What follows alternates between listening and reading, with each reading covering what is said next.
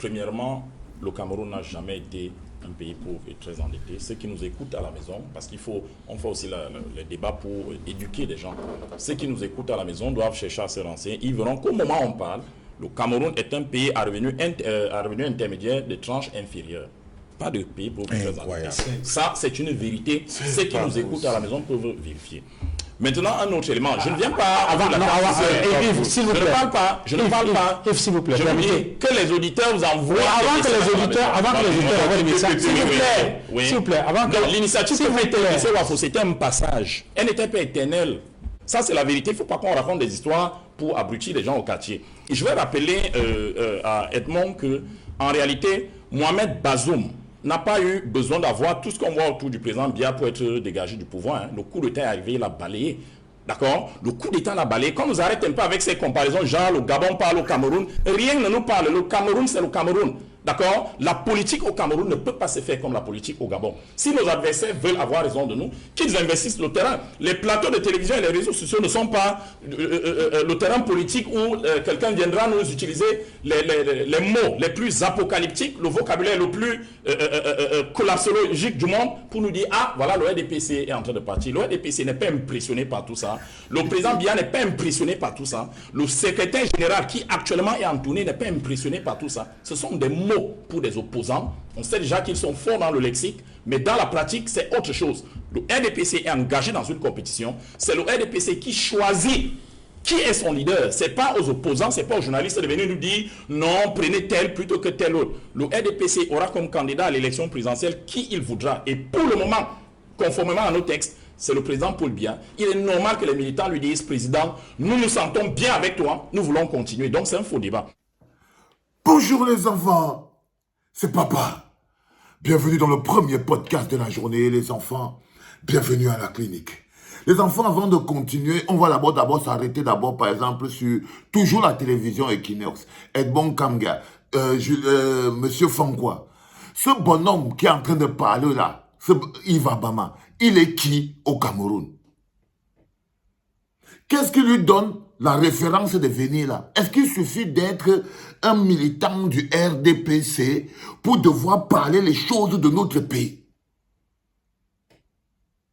Vous détruisez les Camerounais à Equinox Télévision. Vous détruisez la compréhension politique des Camerounais. Vous attaquez psychologiquement, même la cohérence mentale. Vous devenez dangereux. Vous êtes dangereux. Parce que c'est pas la télé qu'on abrutit les masses. C'est par la télé qu'on abrutit les masses. Et lorsque vous organisez un débat d'abrutissement, parce que pour qu'un débat soit qualifié d'abrutissement, il faut savoir lesquels sont les acteurs. Si ce bonhomme qu'on appelle Yves Abama avait une seule responsabilité au Cameroun, s'il avait une seule responsabilité sur la situation au Cameroun, s'il avait la moindre importance à l'intérieur du RDPC, il ne serait pas là. Et il ne parlerait pas aux Camerounais avec autant d'arrogance. Il ne parlait pas aux Camerounais avec autant... Si ce n'était pas un petit décérébré, sans esprit, totalement zombifié, qu'on envoie à la télé pour venir justement faire du mal psychologiquement au Cameroun. Et ils se servent de vous. Edmond Kamga, tu es journaliste depuis des années. Qu'est-ce que le Cameroun a... Si jamais vous reprochez à Bomba de prendre des ministres faibles, de prendre des gens faibles. Vous-même, regardez les gens que vous prenez pour venir sur vos débats. Regardez les gens que vous prenez pour venir. Ce bonhomme est professeur au lycée d'Eido.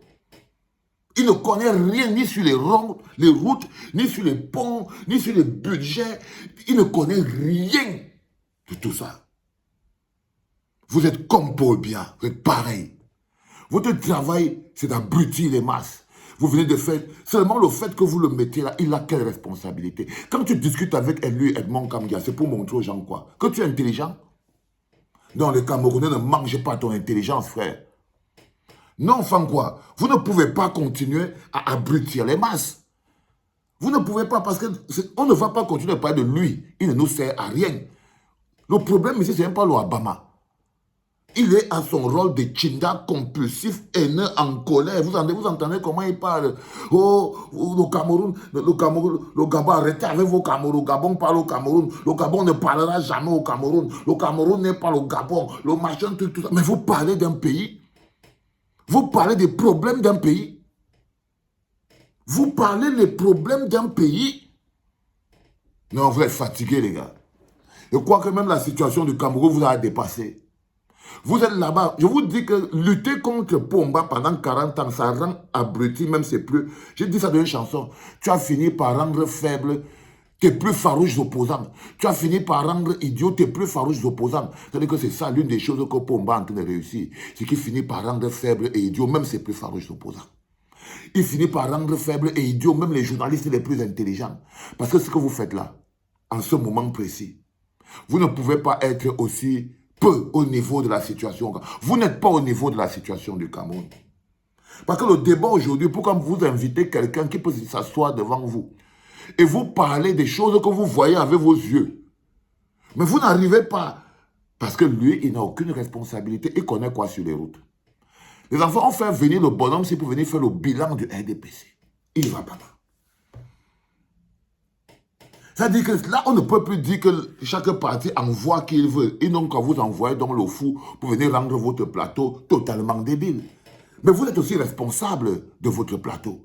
Vous êtes responsable de l'information que vous donnez aux Camerounais. Vous êtes le quatrième pouvoir, on vous interdit de continuer d'empoisonner les gens. On vous interdit de continuer d'empoisonner les gens. Le quatrième pouvoir ne peut pas être contre les Camerounais. Vous ne pouvez pas. Mettez-vous à la hauteur. Parce que vous êtes des journalistes faibles. Vous êtes assis à Equinox. Vous croyez que pour que quelqu'un vienne, il faut seulement l'appeler au téléphone. Allô, allô. Et vous appelez les gens qui ont le temps. Pour parler des affaires du pays. Pour parler des affaires du pays, vous appelez les gens qui ont le temps. Et vous parlez nous prendre un bonhomme qui n'est ni membre du comité central, ni ministre de quoi que ce soit. C'est même un gamin.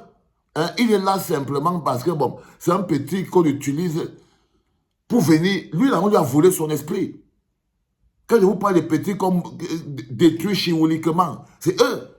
Ça, c'est les petits décérébrés. Ça, c'est les petites batteries qui maintiennent les vieux du RDPC en vie. Ce n'est pas quelqu'un là-bas. Les Yves Abama sont les petites batteries sur lesquelles les vieux du RDPC se branchent, soit par le chioul, soit par quoi que ce soit. Ils se branchent pour rester en vie. Cette batterie-là, ce n'est qu'une sombre batterie. Il fait partie de tous ces jeunes qui sont là, un peu comme tous les jeunes que vous avez vu Kavaye Yege Djibril hier, branchés sur la batterie de Manaouda Manachi. Vous avez vu Kavaye hier, il était branché sur la batterie de Manaouda Manachi pour se maintenir en vie. Ils n'ont aucune responsabilité au Cameroun. Aucune fonction qui lui demande que c'est lui qui nous a expliqué c'est quoi les routes. Il n'a aucune fonction pour nous expliquer c'est quoi la corruption. Il n'est rien au Cameroun.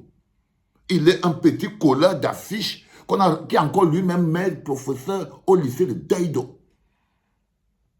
Vous êtes au 6 novembre.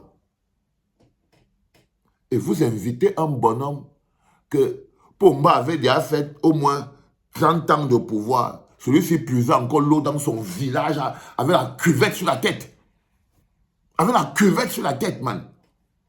Celui-ci vendait encore l'huile avec la cuvette. Il marchait encore avec ses babouches percées, avec le fer en bas. Celui-ci marchait encore avec ses babouches percées, avec le fer en bas. On l'envoie à la télé, plus il est irrespectueux, plus les gars. On l'envoie pour venir vous humilier, les gars. Mais vous ne vous rendez pas compte de ça.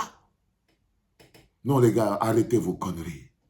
Arrêtez vos conneries, vous êtes des poisons. Quand j'ai regardé ça, j'ai dit, regardez-moi quelqu'un. Le Cameroun n'a jamais été un pays pauvre et très endetté. Ce n'était pas conjoncturel. Les routes ont... Qu'est-ce qu'il en sait? Qu'est-ce qu'il en sait? Ça, c'est les gens qu'on envoie, leur objectif, c'est de venir salir les gens. Venir faire croire aux gens que c'est eux les adversaires du MRC, que c'est eux les adversaires de PCR. Et non, ce n'est pas eux les adversaires des autres. Il dit que nos adversaires politiques, il est l'adversaire politique de qui? Celui-là est l'adversaire de qui? Il est tout ou quoi? Il n'est l'adversaire politique de personne. Non, il est l'adversaire politique de personne. Il n'est pas l'adversaire politique d'Emmanuel Bignam. Emmanuel qui est là sur le plateau avec eux, non. L'adversaire politique d'Emmanuel Bignam, c'est les Pomba. C'est les Famon Ndongo. C'est les Grégoire Wona. C'est eux les adversaires politiques des autres. Ce n'est pas celui-ci du nos adversaires politiques. Regarde-moi quelqu'un. Il est l'adversaire politique de quelqu'un. Non, il est l'adversaire politique de personne. Il n'est l'adversaire, il est un petit mouflouton qu'on ramasse pour vous faire passer pour des idiots, vous Equinox Télévision. Et le plan est en train de marcher, parce qu'ils savaient qu'à force, la clinique n'avale pas la merde pendant longtemps. Eux, ils savaient que j'allais déclencher contre vous, parce qu'ils savaient que non, on va envoyer tellement le poison à Equinox que quand même le père là va goûter ça comme ça, il va vomir ça. Ça, ce n'est pas sérieux. C'est sur le bonhomme qui vient discuter avec Jean-Robert Wafo. Avec une encyclopédie politique. C'est Yves Abama que tu mets sur le plateau avec Jean-Robert Wafo. Jean-Robert Wafo fait dire la politique, il va monter au quartier. C'est avec lui que tu mets politique avec Edmond Kamgia. Vous êtes Golibo. Vous êtes Golibo. Non, vous n'êtes pas au niveau du Cameroun, les enfants. Vous n'êtes pas au niveau de ce pays-là. Les difficultés du Cameroun sont trop grandes.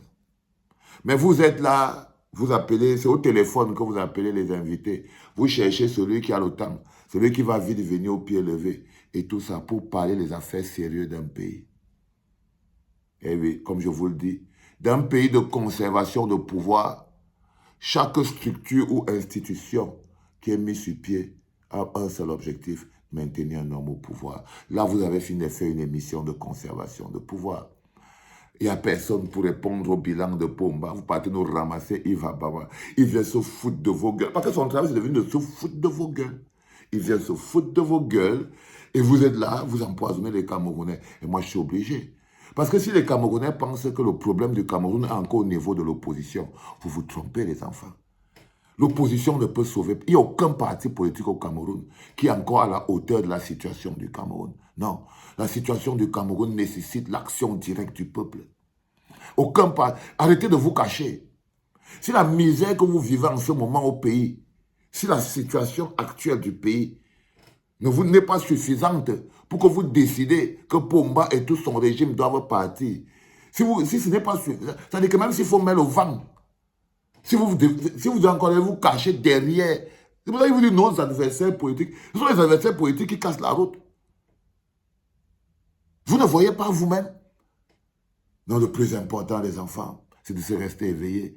L'adversaire politique de Pierre-Emmanuel Bignam, l'adversaire politique de ces gens, ce n'est pas le 2 à 5 qui est assis là, professeur au lycée d'Aïdola. Non, non, non.